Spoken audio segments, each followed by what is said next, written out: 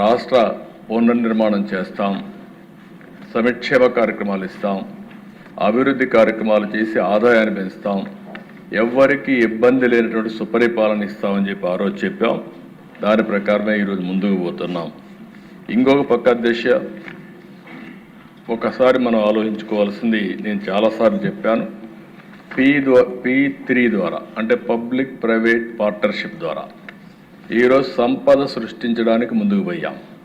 Private వ్యక్తులు వచ్చారు, రోడ్లు వేశారు, ఎయిర్పోర్ట్లు కట్టారు, ఇన్ఫ్రాస్ట్రక్చర్ పనులు చేశారు. దానివల్ల సంపద వచ్చింది, మెరుగైన సదుపాయాలు వచ్చాయి. కానీ ఆర్థిక అసమానతలు పెరిగాయి.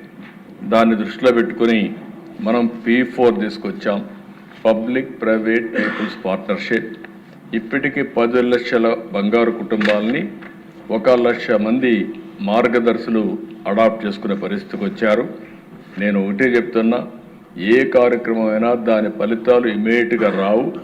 దాన్ని నిరంతరం పర్యవేక్షించగలిగితే దీనికంటే మించిన ప్రోగ్రాం ఆర్థిక అసమానతలు తగ్గించడానికి వేరేది లేదని చెప్పి కూడా మరొకసారి మీ అందరికీ విజ్ఞప్తి చేస్తున్నా.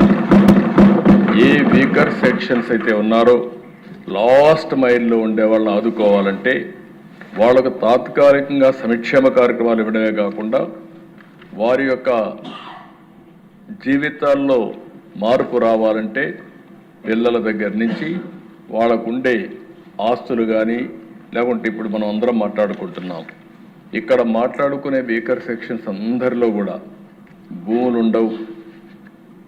వాళ్ళకందరికి కూడా ఓసారి మనం ఆలోచిస్తే కొంతమందికి ఉద్యోగాలు ఉండవు. కొన్ని వర్గాలు అయితే ప్రతిరోజు కూలి పని చేసుకుంటే తప్ప పూట గడవని పరిస్థితి ఉంటుంది. అలాంటి వాళ్ళని ఏ విధంగా పైకి తేవాల్సిన అవసరం ఉంది. మనందరం గుర్తుపెట్టుకోవాల్సిన అవసరం ఉంది. 2047కి భారతదేశం అగ్రదేశంగా తయారవుతుంది, దీంట్లో అనుమానమే లేదు. అలాంటి అగ్రదేశంగా తయారయ్యేటప్పుడు, వికసిత్ భారత్గా తయారయ్యేటప్పుడు, స్వర్ణాంధ్రప్రదేశ్గా తయారయ్యేటప్పుడు ఆర్థిక అసమానతలుంటే మంచిది కాదని చెప్పి కూడా నేను మీకు తెలియజేస్తున్నా. ఇది పబ్లిక్ పాలసీల వల్లనే అవుతుంది. ఈ చట్టసభ మనందరం కానీ ఒక పద్ధతి ప్రకారం పనిచేస్తే ఆర్థిక అసమానతలు తగ్గించడం కష్టం కాదు. ఆ ఫోకస్ అప్రోచ్ తీసుకోవాల్సిన అవసరం ఉంది.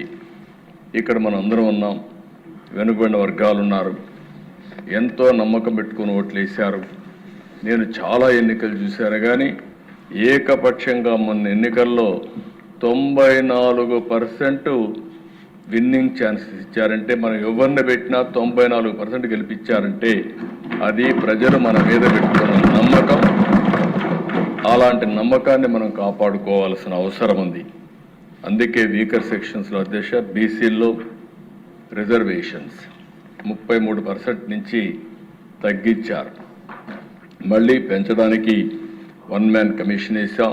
స్థానిక సమస్యలు ఎన్నికలు వస్తాయి, వచ్చే మునిపే రిజర్వేషన్లు పెంచడానికి ఈ ప్రభుత్వం, ఎన్డీఏ ప్రభుత్వం అన్ని విధాల ప్రయత్నం చేస్తున్నా. 1 మ్యాన్ కమిషన్ రిపోర్ట్ వచ్చిన వెంటనే దాన్ని చట్టం చేసి ముందుకు పోతామని చెప్పి కూడా నేను మీకు తెలియజేస్తున్నా.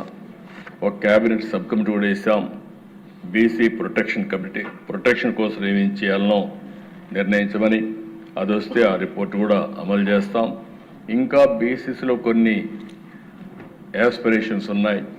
కొంతమంది ఎస్సీల్లో చేర్చమని, ఎస్టీల్లో చేర్చమని ఇవన్నీ చెప్పారు. అవన్నీ కేంద్రానికి కూడా పంపించాం, అవి కూడా ఫాలో అప్ చేస్తాం. మొట్టమొదటిసారి దిశ ఎప్పుడో 96-97లో నేను ఎస్సీ కేటగరైజేషన్ ప్రవేశపెట్టాను. తర్వాత దాన్ని కాపాడలేకపోయారు. మళ్ళీ ఈరోజు సుప్రీంకోర్టు దానికి అనుమతి ఇచ్చారు. మళ్ళీ ఎస్సీ కేటగరైజేషన్ తీసుకొచ్చి దామాషా ప్రకారం ఎస్సీస్లో కూడా మాలా మాదిగా రెల్లి ఇలాంటివన్నీ తీసుకొచ్చి ఏబీసీ కేటగరైజేషన్ తీసుకొచ్చి ఎస్సీస్లో కూడా సామాజిక న్యాయం చేసిన ఘనత ఎన్డీఏ ప్రభుత్వానికి దక్కిందని తెలియజేస్తున్నా. ఇదే కాకుండా నేను ఆ రోజు GOMS నెంబర్ 3 ట్రైబల్స్ కోసం తీసుకొచ్చాను. దాన్ని కూడా కాపాడలేకపోయారు.